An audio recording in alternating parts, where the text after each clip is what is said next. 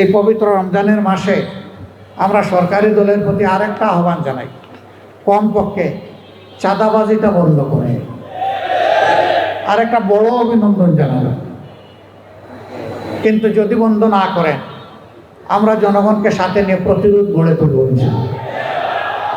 আমি আজকে ঘোষণা দিচ্ছি, এই 15 আসনে যারা চাঁদার জ্বালায় অতিষ্ঠ চাঁদা দিচ্ছেন, তারা দিবেন না, এখন থেকে অস্বীকার করা শুরু করেন।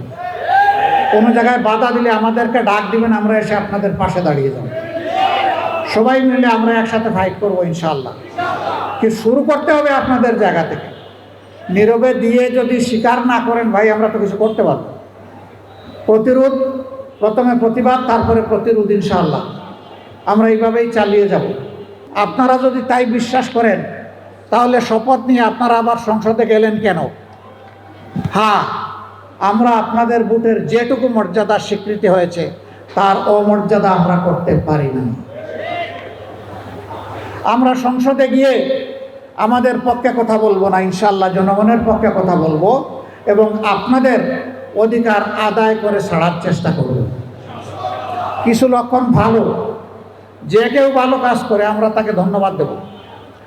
আমরা সবার আগে বলেছিলাম, আমাদের এমপি মন্ত্রী কেউ হলে সরকারি প্লট নেবে না, বিনা ট্যাক্সের গাড়ি আমরা চড়ব না।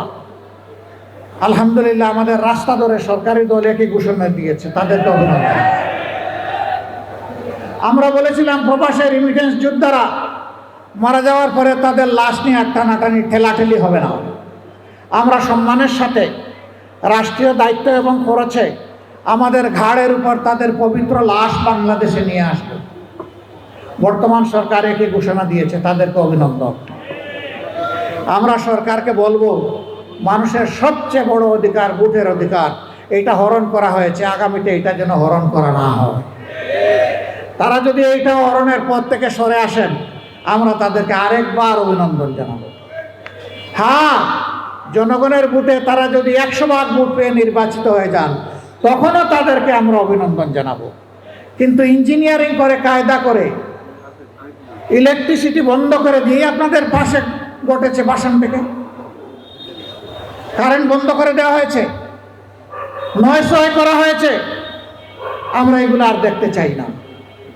দেশের বহু জায়গায় গায়ের জোর খাটিয়ে আমাদের এজেন্টদেরকে বের করে দেওয়া হয়েছে।